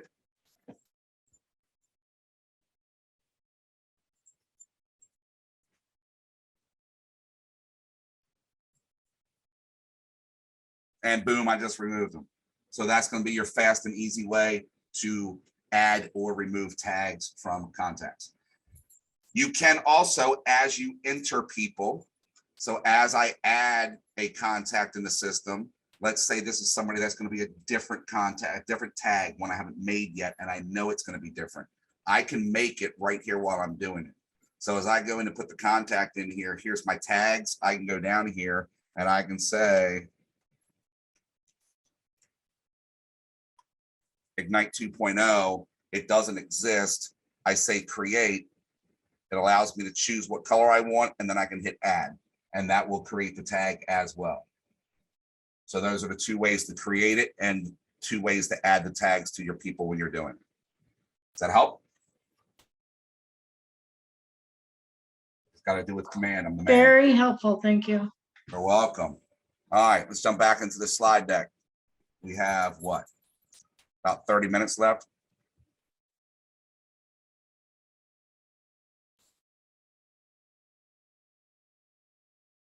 All right, so we got to add our tags. We got to put our people in there.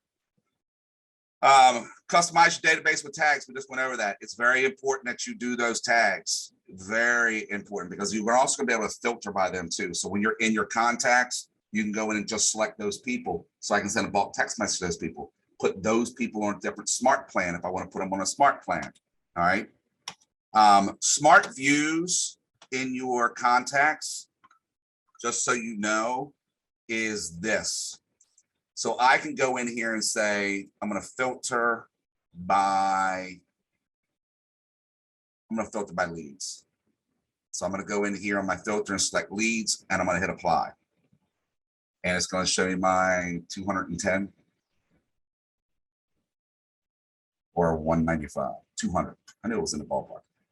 So now right here, I have the ability to create a smart view. If I hit that, I'm going to go in here and do this as all leads and say add smart view. What this is going to do is going to give you a shortcut. Instead of having to go into filters, filter by tags, or whatever the case may be, I'm going to go in here now, and I can go right here where my smart views are. I can click on this and choose which smart view I want to use. So I'm going to do smart view all contacts, and I'm going to revert back from my 200 people to all 3,358 people. But if I want to go back to anybody that's just leads, I'm just going to click on that. And now I'm back to my 200 people that are marked as leads. And anybody else that gets tagged as a lead will get added to that smart view as well. So those are your smart views. Questions? Comments? Concerns? One-liners? All right. Next on our list, should probably just do it like this.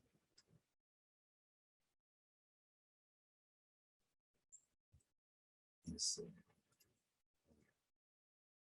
Match database, sales pipeline. So, sales pipeline. What is our sales pipeline?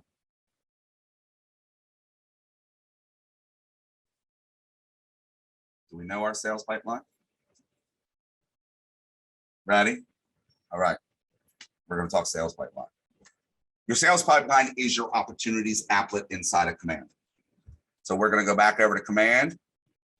I'm going to jump into opportunities right here. It's the handshake. So I know all of these applets.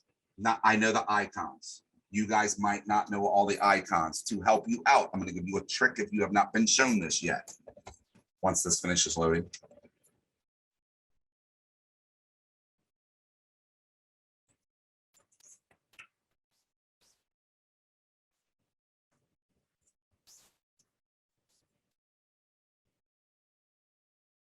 I want opportunities.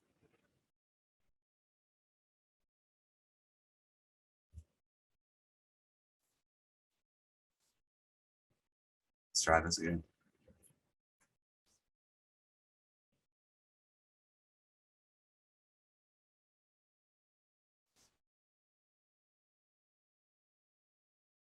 All right, while we wait, up here in the left-hand corner, you guys have probably noticed it's a red square with a KW in it.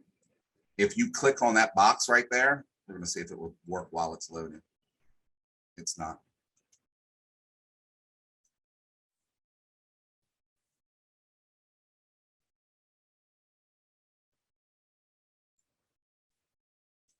Everything wants to run slow now.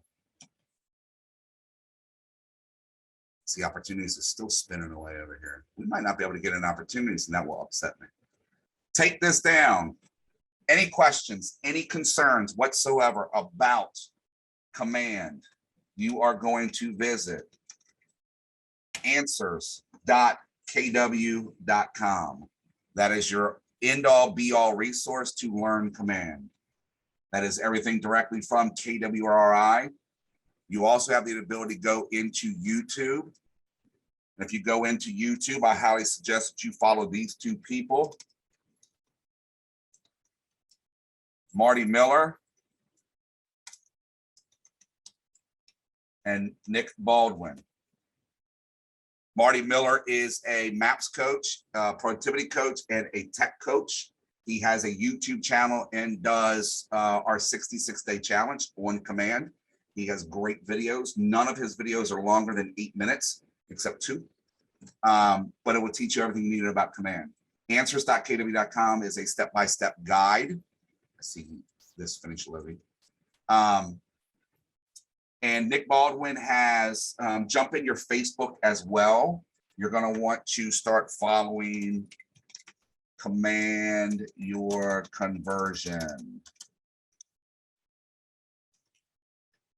Command Your Conversion is a Facebook group run by Nick Baldwin, and he has all kinds of tips and tricks into lead generation, converting leads, smart plans, and everything else. So those are going to be some good resources for you guys to have. All right, back over to Command. Right here, this red box, if I click on it, as you see, it opens up the menu further, and it will tell you the name of each one of those applets. So until you have mastered what each applet looks like and what it means, you can click on that for a cheat. All right. Any of you guys know that was there? Probably not. I forget it's there myself, to be honest with you. So inside of opportunities, this is where we are. This is our sales pipeline. This is where we're going to manage everything related to our transactions. So I want to get in and I want to create opportunities, and I can create the opportunity right here in order for me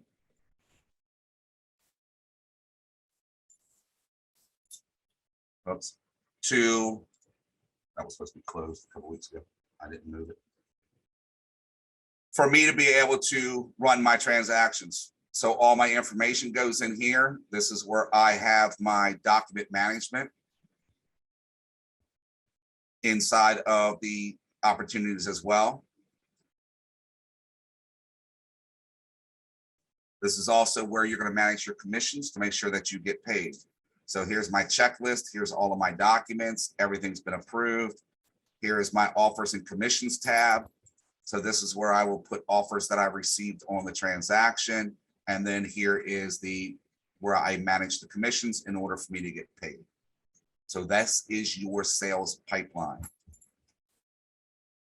Again, there are step-by-step guides inside of all of the answers.kw.com, just so you guys know. All right. Smart plans. Who is familiar with smart plans and has played with them?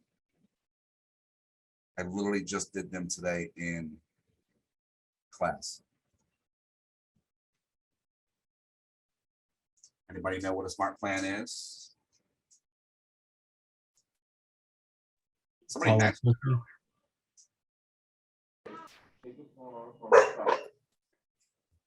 All right, so your smart plans are your marketing. These are your passive things. These are the things that you're going to do to stay in contact with your database. So make sure you close the door.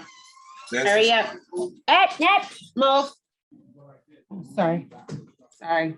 I was just going to yell at the dog too about the door. Sorry. So, smart plans. These are your kind of your set it and forget it concepts. If you are concerned, there's a saving grace for you, okay? If you are concerned about building a smart plan and you're not super tech savvy, have no fear, KW is here, all right? And when I say that, I'm talking about all 180,000 agents we have out there. So inside of smart plans, when you first open it, you're gonna have your smart plans right here. And these are all my smart plans. I got 52 different smart plans in my own database of smart plans. But we have this wonderful little thing right here that's called a library. Go into the library. When you go into the library, guess what you get? A lot of free stuff.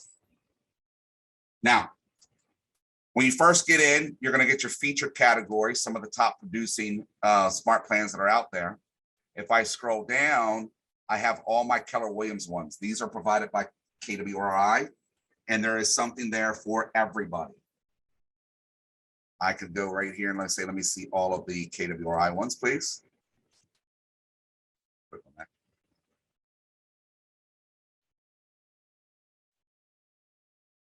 My KWRI smart plans are a monthly neighborhood nurture, a bi-weekly neighborhood nurture. You have a quarterly call plan. You have an 8x8. You have a midterm nurture. You got a long-term nurture, your home anniversary, promote your app, open house follow-up, birthday. Those are pretty much enough right there to start your business and not worry about anything until you do more. Now you might be wondering, those are great, but how do I use them? Very simply, find the plan you want. First off, I can view the steps of it. So what is a midterm nurture? Well, it says right here, I'm adding them to another plan. I have a 14-day delay. It tells me to make a phone call. I have a 14-day delay. It sends them a text message. There are 3 different text messages because your smart plans can have a dynamic and a static option. Your static option of the smart plan is it's one text message and that's all it is. Your dynamic, you can put up to 5 in there, and when the plan runs, it will rotate through the 5. So you can let it run at least 5 different times before they get a repeat on the text messages. Keep in mind, any text messages you have that you're doing, you must have your Twilio account. Has anybody set up their Twilio account? Yes, Have you used it since you set it up? yes. It's connected to command, so it automatically goes when we're doing a shred event at KWPP on June 11th. So we set up a smart plan for that. Awesome. That's perfect. That's exactly what we should be doing. All right. If I like this plan and I like the way it looks, I'm going to go right here and hit add smart plan. It's going to allow me the opportunity to rename it. However, on this one, I've got my midterm nurture, and then it's got my bi-weekly neighborhood nurture. So I already have both these plans in here. If you do not have them, you're going to click this first button, and then it's going to allow you to do the second button, and it's going to allow you to download them and put them in your smart plans. I already have them, and they're going to appear over here. All right. I'm not even going to wait for it to load. I'm going back to the library. Let's say you need a smart plan for, give me an example. I always use the same one. So I ask you guys, you're doing some type of lead generation. Oh, here you go. You're doing a recycling thing, right? Or shredding event. So let's do this. I'm going to go in here and just type shred. Oh, wow. Look at that. 17 smart plans built by other agents. Does everybody know the philosophy or the mantra behind our technology? Built by agents for agents, because we help each other out all the time. So here are 17 pre-made smart plans. So some of these are probably before, right? Yeah, here's a reminder one. Here is a save the date. So that's letting them know about it. Whatever this rest of them are. But here are some shredding smart plans right now. So after your event's over, you could probably use one of these. And you won't even have to build it. You will have to edit it though, okay? Such as, note on here, that was like the best one so far. This one looks good too. That one looks even better. This one looks even better. So here is a shred day. This has 11 steps to it. I'm also gonna go I'm gonna go with this one. So this has been downloaded by 38 different agents. It's actually been rated to a 5. It has 11 steps to it. It lasts for 28 days and it touches people 6 times. What's that mean? Well, let's bring this up and take a quick peek. So it sends out a simple email. And if I hover over this, it will give me the email. It gives me part of it. It's going to wait 7 days. It's going to send out a text message. If I hover over it, there's the text message. So I can get a rough idea of what this plan is going to do and what the language is inside of it. And then if I like it, I'm going to download it. I'm going to add it to my smart plans. Now, once you download it, you're going to want to open it to edit it and take a look at it. And I'll tell you why. I'm going to use this one because I just got this one today. When I'm in my smart plans, I have options over here in the action box. This right here is going to allow me to add contacts to the smart plan. This button right here is going to allow me to edit the smart plan. There are certain KWRI smart plans you cannot edit. They are the neighborhood nurtures for sure.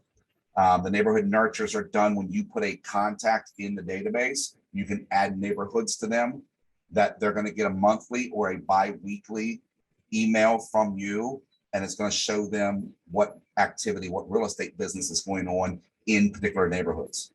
And if we have time, I'll jump on that and show you that real quick. It's probably one of the simplest things you can do to your database and start communicating to them right now, to be honest with you. So here's my smart plan. I'm going to go through and read all of these. I want to make sure it all meets my standards. However, it doesn't, because as you see, I got this from Aaron Hoover, who's the broker sales manager of the Dow Group, Keller Williams Realty. 260, I don't even know where that is. Wherever he's at. I don't want that in my email when it goes out. So I'm going to delete that, and then I'll replace it with my information. And then I'll just resave it and I can move on. Here's a perfect example. I found a great, what I thought, and I still think it's good, a open house follow-up smart plan. It was text message based, text message heavy, which is what I wanted. And I liked the language I saw in it. And once I downloaded it, I had to go take out all the rainbows, the palm trees, the coconut trees, and all the alohas, because I took it from an agent in Hawaii. I'm pretty sure my people in Frederick weren't going to want me going, aloha. Thanks for coming to the open house. Wasn't going to work very well, I promise you that. So once I've made my edits and I have this the way I like it, I'm going to save it, make sure it saves. Tells me it's saved. I'm going to back out of it. This double redundancy is probably going to ask me to save again. I'll attempt to back out of this. Anyways, back over here. Then I'm going to go into my contacts. Remember how we added tags to everybody? You can do the same thing with smart plans. So in my contacts, I can go through, for example, then I'm going to show you something really cool.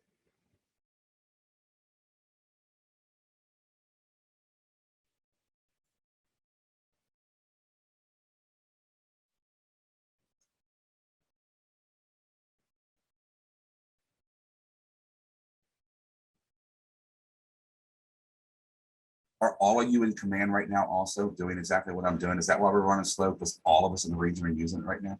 Say yes. Makes me feel better if you all say yes. All right, so I'm going to go back in here. I'm going to grab my filters and I'm going to go into my tags and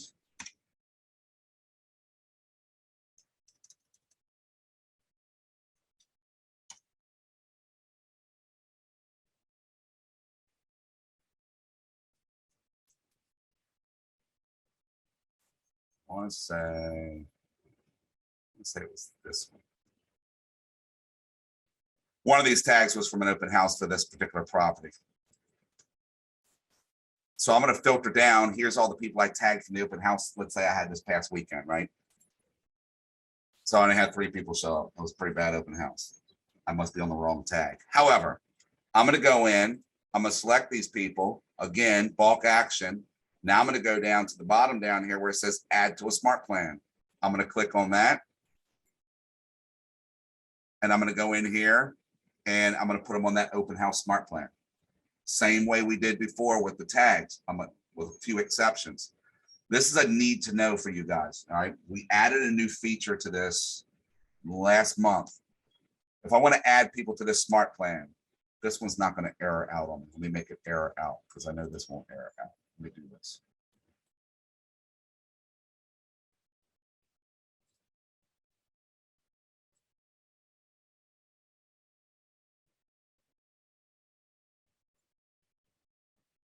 Because I know those 3 contacts are good contacts.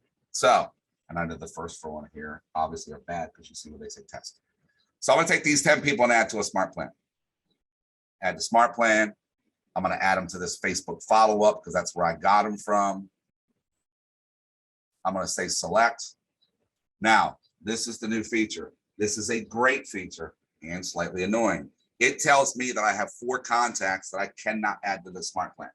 because I am missing information. And if you note, it says I'm missing an email for this one, phone number for this one. I'm missing a phone number in an email on this one, and I'm missing the email on this one. At this point, my options are to remove these contacts with the errors or add them to the plan anyway. There is no reason to add them to the plan because they're not going to get anything, right? So I'm going to hit remove. And now it's going to show me the 6 that fit my criteria. I can start the plan right now. I can start the plan at a later date. Or if I'm adding a whole bunch, let's say I'm adding 300-400 at a time, I'm going to tell the system to add, say, 10 a day until they're all done type situation. Amber, what do you got? Okay, so I know some people miss information, like sometimes you'll have a phone number, sometimes you have an email address. If you do add them anyway, will they receive any of it or none of it or some of it? How does that work? Great question. And I was going to reference that. So thank you for bringing it up. If you have a phone number for them and you have text messaging in the smart plan, they should still receive the text messaging. Same thing, if you have an email and no phone number, they should still receive the email. So you could add them to it anyways. Thank you. You still want to know who those people are. So if you note it on here, I can do an export. What that's going to do is going to export those 4 that don't have the information. What am I going to do with them if I do that? You're going to contact them to get the information. That's correct. That's my new call list. That's my new priority. I'm missing information on them and I want to update it. So every time you get one of these like this, hit export, pull them out, print them out, have them, put them in front of you, and you're going to keep calling them until you get all their information. And where do you find the export contacts? Right here. When you get this error, I'm talking about when you're doing this and you're getting an error right here. Right. No, where does it go? Where does it go after they are exported? Let's take a look. So I'm going to export them right here. I'm going to export them to, let's say, let's go to a WordPad and say, okay, and see what happens. There you go. Those are my people right there. Got it. Thank now you. I can sit down and make phone calls and be like, hey, Fred, I got your phone number here, but I don't have an email for you, buddy. What do you got for me? All right. So this is a good way for you to find out, to start managing your database and massaging it to make it better than what it is already. All right. Questions around that? Anyone? No one? All right, we got a few minutes. I want to jump on. What did I say I was going to show you real quick? My memory shot today. Active real estate in the area. One more time, you broke up. Active real estate in the area to send to clients over time, bi-weekly, monthly. Oh, the neighborhood nurture. That's actually what I wanted to show you. So neighborhood nurture, in order to use the neighborhood nurture, thank you, Charles, appreciate you. In order to use neighborhood nurture smart plan, you have to have neighborhoods assigned to your clients. What that means is, Aaron's got some. When you open up a contact, along with the phone number and the email and all that other information, right here, you have this little spot for neighborhoods. Now, if you have their address and you have added their address to their contact card, if the address falls in a known neighborhood, those of you that have the neighborhood app know what I'm talking about. Not every neighborhood that we know is an identified neighborhood by that platform or by Nextdoor. Our neighborhoods are fed by Nextdoor. What that means is, I'm going to click on Add Neighborhood. I'm going to go find on Map. And if you look at this, you see all those little spots that are popping up? Those are known neighborhoods. So if you have an address and their address falls into one of those neighborhoods, it's automatically going to assign them that neighborhood. If the address does not fall in the neighborhood, so let's say this address was sitting like right here, okay? I would then go in and select the communities around wherever that property is. I'm going to hit save. and it's going to add those neighborhoods to this contact. Once you've added those neighborhoods to the contact, then you can go ahead and add them to a smart plan. Here's some other important information. Time to take notes. Go back and watch this. I'm going to give you some nuggies. All right. Right here, I'm looking that this has shown me that they just subscribed to these neighborhoods. Now, I did those neighborhoods, right? But if the client had actually done them, then that would show me as well. All right. What this does is it sends out an email, whether you're using the monthly neighborhood nurture or the bi-weekly, and the email they get looks something like this.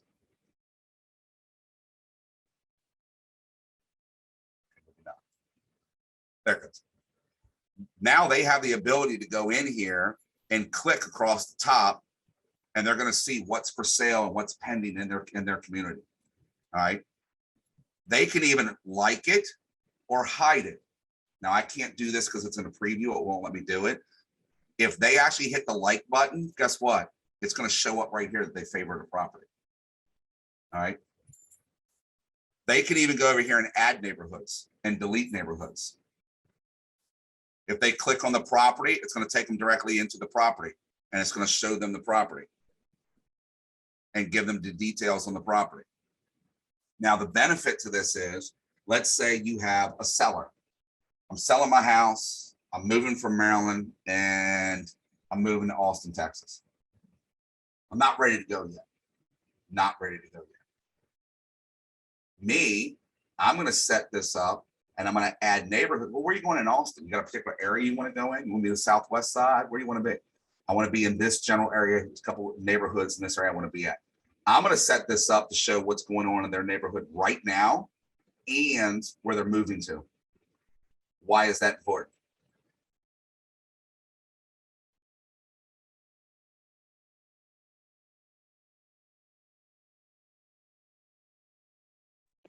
Show them houses in the area that they might be interested in buying. Yep, I want to show them that. Why is that important? That in particular is a reason why I want them to see those properties. Also, it shows when you say you're going to set them up in the neighborhood that they're currently in, it shows them pretty much what the market is doing when they get ready to sell their home. Because if they're moving, they're probably going to be selling that one home and going to buy another home. Correct. And I want them to see what? I want them to see the pricing, right? Right. If they're sitting on a heap of money right now, they might go ahead and sell and rent in Austin. They might trigger them to move sooner than what they thought. Or if the right house pops up in Austin and they're like, that's the one, guess what? I've already found an agent with them down there, and I've already made the connection with the agent down there. So I'm going to be calling that agent if that agent hasn't done it already and said, hey, my people just said they're ready to go because this house popped up. And that agent's now going to start working to see if they can get them in that house. And if they can, guess what? Now they're going to sell here even faster. So the move might occur. This is our motivational aspect. So I got a couple comments here real quick. And I think, Charles, you asked me the question. How would you position this so the client doesn't know we're watching them? They don't know because we don't tell them. I'm giving them the stuff, but I'm not telling them that I can see what they're doing. Now, I might call them up and say, hey, Charles, I saw this house pop up on West 16th Street there in Austin, in the Austin area. And I think it was one of your neighborhoods that you liked. I said, have you noticed that at all? Have you seen that anywhere in all your searches? Because I know you're keeping an eye on the market like I am, right? Actually, Matt, I just saw that yesterday and I really did like it and I wasn't sure about it. Well, why don't you give John, the agent down there, a call real quick, or want me to call him and have him give you a call when's the best time for you guys to talk? He might be able to go take a look at it and do a video tour with you real quick. He has no idea that I watched him favorite that property. He thinks I'm watching the market like I'm supposed to be doing, right? Thank you. Yeah, it was perfect. Can this be done with buyers as well? Yes. Because guess what? You know what? I'm not even going to do it. I'm just going to go right here. You ready for this? This is an actual client that I have. Remember that mobile app I showed you? This man is in my mobile app every single day and I see every property he looks at. And he's been doing this for almost 4 months now. He says he's not ready to sell and he's not ready to buy up here. He's still okay with driving from Front Royal, Virginia up to Gaithersburg. I think there's something wrong with the man. Front Royal to Gaithersburg is a ride. For those of you who know where Front Royal is, it's a ride. All right. So I can see everything he's doing. Look, today's the 18th, right? There you go. There's the 18th. There's the 17th. There's the 16th. There's the 15th. Oh, by the way, he has 22 saved searches. I can see that too. What this platform can do to help you manage your database and convert your leads to contacts and in the business is you're not going to do it anywhere else. You're not. The consumer app is going to save everything. This is why I encourage people to share it over your business cards. Don't sell yourself short. If they're not going to let you text them, give them your business card. Okay. Now, that's going to be kind of hard to do when you said, I don't have any. And then all of a sudden they go, I don't want you to text me. I want your business card. Grab a piece of paper and write your name and phone number down, even though you might have a business card in your pocket. Right. But we don't want to backtrack on that. But that's the other part. If I'm sitting there having a conversation and somebody says, can I get your business card? And I go, I don't have one, but I can text you my app. Back out of that. They're most likely not, because they're going to feel like, well, I really didn't want it. I just wanted you to go away. Now, you might find somebody to say that, right? Leslie, I'm glad I can make you laugh tonight. It makes me feel good. All right. Out of the corner of my eye, you're like over here right now. And every now and then I see you smile and giggle. So that's good. It's amazing what we can do with this stuff. Now, everything I just showed you, tags, smart plans, all of that stuff. All right. Did you know? Do you know? Nobody's going to finish that for me. Do you know? Come on, folks. The Muffin Man? Nobody's going to go Muffin Man on me? Come on, man. Those random thoughts that I have sometimes. Oh, to live on Mary something lane. Thank you. I'm with you. All right. So, Command Mobile. I want to touch on this real quick because this is your best friend in the world. Because nearly everything I showed you, close to everything I showed you, you can do right here, right now from your Command Mobile. So even while you're out and about, you can do this. Okay. I can see my tasks that are due. I can see the opportunities I have. I can see my upcoming birthdays. I can get into my contacts. Looks familiar. Look at all those tests right there. Looks just like my other platform, doesn't it? If I switch between the two of these, you're not going to be able to tell the difference.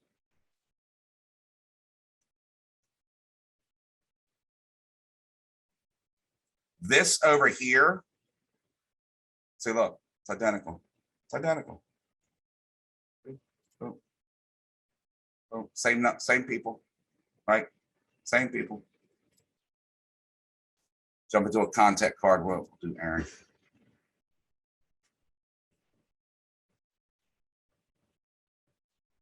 Your contact card on this side. If you have an opportunity with somebody, it's going to be right there and you're going to be able to see it. If they're on a smart plan, it's right there. You're going to be able to see it. If you have a task that you have to do or you're going to have coming up, it's going to be right there. You want to add a note, right? There's a note. You want to, those Esteban where I showed you he got saved searches, I can go and create saved searches for him too. Now, this is not going to replace your Bright MLS Auto emails. It's going to be in conjunction with that, okay? It's going to be an additional step to it. Now, here's the best part about this. In my timeline, come on, go back to the timeline, please. I can record different things. So right down here where the little plus button is, I'm going to click on that. Let's say I gave Aaron a phone call one day. I'm going to go in here and I'm going to add an activity. It's going to open this up. What kind of activity did I do? Phone call. When did I do it? Today. What happened in that phone call? I can record what happened in the phone call. Now, here's the funny thing. I don't have to be at my desk to do that. I'm going to jump back into Aaron right here. Here's my contact card with Aaron. Look at this. Timeline, opportunities, smart plans, notes, tasks, just like Command Desktop, right? Same thing. See the little plus button? I'm going to hit that little plus button down there. Right now, because I'm in tasks, it's going to do tasks. If I go back over to the timeline itself and hit the plus sign, what kind of interaction am I recording? I'm going to record a phone call, today's date. What was the outcome of it? No answer, left a voicemail, or we talked. When I'm done, I get to record whatever we talked about or what voicemail I left or the purpose behind my call. Why is that important? It is cool, Amber. I appreciate that. I'm doing this because the next time I call Aaron, I want to know what I talked to him about last time. I got 3,000 people in my database. If I'm calling them 4 times a year, every quarter, I'm not going to remember what I talked to them in January about when I'm calling them in November. But if I record all my interactions in my database, I'm able to go back. Hey, Aaron, you said you were taking that trip back in October. How'd that go? Then I'm going to ask him about it. Because guess what? I just asked him about him and what's he going to do? Talk about him, right? All right. Questions, comments, big ahas, big takeaways from all this. There's a lot of information, I know. And there's still more I could go down, to be honest with you. I mean, I could keep going and going and going and going. But our time is up. Sad to say. I appreciate your time, Matt. Definitely, I learned a lot. One of my aha moments definitely was just really getting and diving down deep into the command and understanding how beneficial it is towards the business, and that, making sure that utilizing all of the resources and a lot of things I didn't know of or I didn't dive into too deep, but now I know. So for that, I thank you. 30 minutes a day, folks. 30 minutes a day, every day for 66 days. You're going to create a new habit and you're going to be a master at the technology, and it's just not going to stop. Get with your leadership and get with your market center tech trainers. Come on. Get with your coaches, get with your mentors, go into Connect Live, keep an eye on the regional events that are coming up, and keep going with the technology because it's going to help you build your business, all right, without a shadow of a doubt. Before everybody jumps off you, don't go anywhere yet. Give me just like 2 more minutes, please and thank you. Right there, that's what I was looking for. Grab your phones, scan that QR code for me if you all would do that, please, and provide some feedback.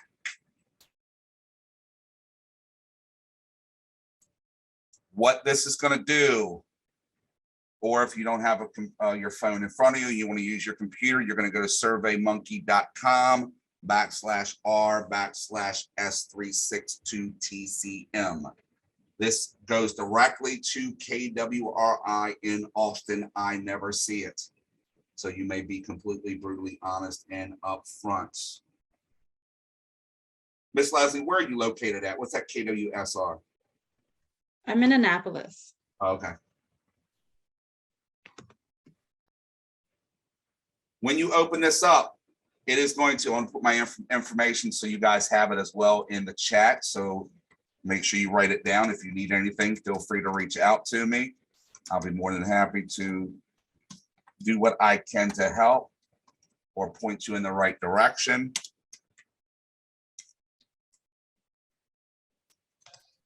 I probably missed it. What's it's asking for the market center? So it's asking if this is a market center, regional, or where the event is done. This is a regional event. I'm going to walk you through it. Then it's going to ask you for the instructor. I am not listed there yet because I am not KWU certified for our university. I am working on becoming KWU certified, which is why I'm asking to do this. I believe I need 75 reviews, 75 feedbacks, and I have to score like a certain level. You're going to go in, everybody scan it, because I'm going to open that. I'm going to actually open the survey up real quick, just so you guys can walk through it, because it is a challenge. Maybe not a big challenge, but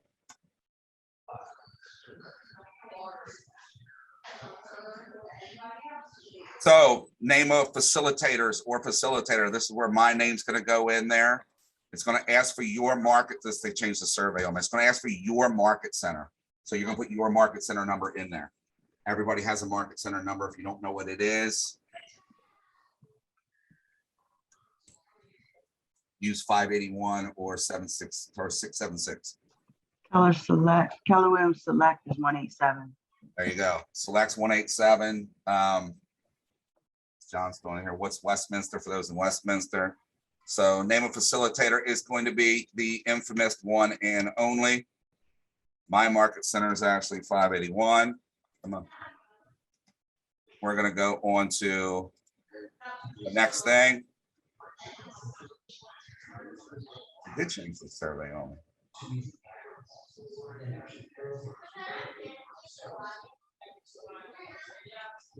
And then it's going to ask you to rate your overall experience.